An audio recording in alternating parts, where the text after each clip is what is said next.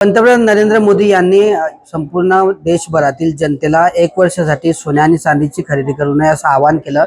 त्या आवाहनाचा आज दुसरा दिवस आहे। मात्र त्यानंतरही जळगावच्या सराफ बाजारामध्ये सोने आणि चांदीची खरेदी करणाऱ्या ग्राहकांची संख्या पाहायला मिळते आहे। आपण जळगावच्या सराफ बाजारात आहोत आणि या ठिकाणी जर आपण बघितलं तर ग्राहकांची संख्या आहे तशीच आहे।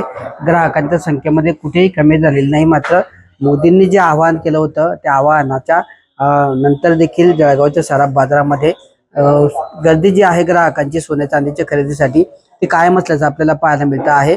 नरेंद्र मोदी यांनी आवाहन केलं होतं की वर्षभरासाठी नागरिकांनी जे आहे ती सोन्या चांदीची खरेदी करू नये असं आवाहन त्यांनी केलं होतं। मात्र या आवाहनानंतर आपण बघतोय की जळगावच्या सराफ बाजारामध्ये नागरिकांची असेल ग्राहकांची असेल गर्दी कायम असल्याचं चित्र पाहायला मिळतं आहे।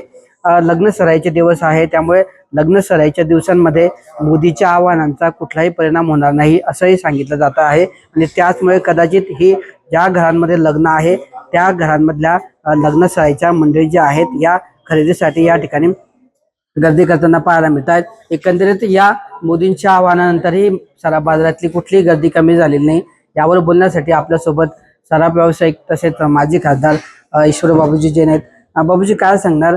मोदींनी काल आवाहन केलं, दुसरा दिवस आहे आज, पण आपल्या बाजारातली गर्दी आहे तशीच आहे, लोक प्रतिसाद देतात असं वाटतंय का आपल्याकडचे? असं आहे, मोदीजींनी आव्हान जे केलं राष्ट्राच्या हिताचं याबद्दल वाद नाही, परंतु आव्हान सुद्धा योग्य वस्तूचं असलं पाहिजे, योग्य पद्धतीने असलं पाहिजे। सोन्याचे इम्पोर्ट जे आहे ते बंद झालं तर आपोआप फॉरेन एक्सचेंज वाचेल। मग इम्पोर्ट बंद करणं त्यांच्या हातात होतं, इम्पोर्ट बॅन त्यांनी केलं पाहिजे, म्हणजे फॉरेन एक्सचेंज वाचेल। खरेदी करू नका, आता जुन्या वस्तू देऊन सुद्धा लोक नवीन घेतात, काही कमी जास्त असेल तेवढे पैसे वरचे देतात। हे जे सगळं आहे हे आमच्या रीतिरिवाजाप्रमाणे लग्न सराईमध्ये मुलीला जावयांना देण्याची ही पद्धत आहे। आणि त्यावेळेला मग ते थांबणार, तुम्ही थांबवा म्हटलं तरी थांबणार नाहीत त्यांना, ते कारण लग्न करायचं आहे, पार पाडायचं आहे, रीतिरिवाज त्यांना निभवायचे आहेत। आणि म्हणून फॉरेन एक्सचेंज वाचवण्यासाठी याची गरज नाही, तुम्ही खरेदी करू नका याची गरज नाही। खरेदी करा, तेवढं वाटेल तेवढं करा, भाव वाढले तर तुम्ही जास्त भावाचं घ्याल। फॉरेन एक्सचेंज वाचवायचं आहे तर इम्पोर्ट बॅन केलं पाहिजे आणि ते गव्हर्नमेंटच्या हातामध्ये आहे। ते न करता तुम्ही खरेदीच करू नका म्हणणं हे आव्हान चुकीचं आहे।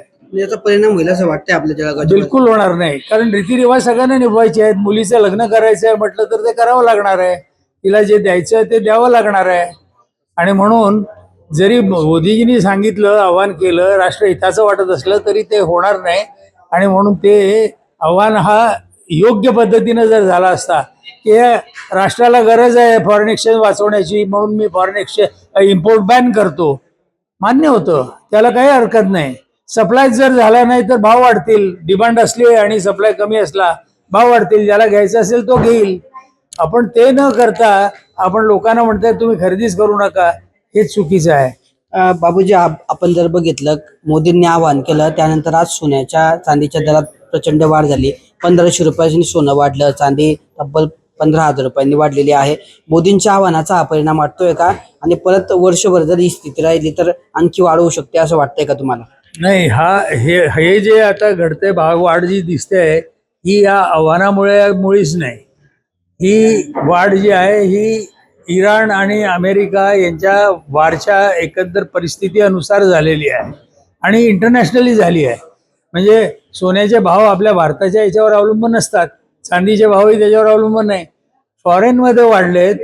आपलं एक्सचेंज जे आहेत म्हणजे डॉलर जे आहेत अमेरिकेचं एक्सचेंज हे सुद्धा डिव्हॅल्यू झालेलं आहे आणि म्हणून त्यांना जास्त डॉलर्स द्यावे लागतात। एका अंशसाठी आधी $100 द्यावे लागत असतील तर आज 110 द्यावे लागतात, म्हणजे $10 जास्त द्यावे लागलेत ना, म्हणजे डिव्हॅल्युएशन झालं आहे। आणि आपल्या रुपयाचं सुद्धा डिव्हॅल्युएशन झालं आहे। आज 95 रुपये 35 पैशापर्यंत जर रुपया गेला असेल तर त्याच्यामध्ये त्यांना फॉरेन एक्सचेंज आपण वाचवा म्हटलं तिथून आणलं तर एक्सचेंजमध्ये जास्त द्यावं लागतंय ना, कारण की आपल्या रुपयाची किंमत कमी झाली आहे। आपण एकीकडे म्हणतो आमची इकॉनॉमी चांगली आहे आणि दुसरीकडे आपला रुपया हा खाली जातोय, महागाई वाढते आहे। ही कशा पद्धतीनं रोखायची? ही काही ही पद्धत नाही की तुम्ही विकत घेऊ नका। तर अशा पद्धतीने एकंदरीतच पंतप्रधान नरेंद्र मोदी यांच्या आव्हानाचा जळगावच्या सराफ बाजारावर कुठलाच परिणाम होणार नाही असं सराफ व्यावसायिकांचं म्हणणं आहे. तर दुसरीकडे सोन्या चांदीच्या दरात आज जी वाढ झालेली आहे त्या वाढीचं कारण देखील नरेंद्र मोदी यांनी केलेलं आव्हान नाही, तर अमेरिका आणि इराण यांच्या युद्धामुळे आंतरराष्ट्रीय बाजारातल्या ज्या घडामोडी आहेत या कारणांमुळे सोन्या चांदीच्या दरात ही वाढ झाल्याचं सराफ व्यावसायिकांचं म्हणणं आहे. किशोर पाटील, TV9 मराठी, जळगाव.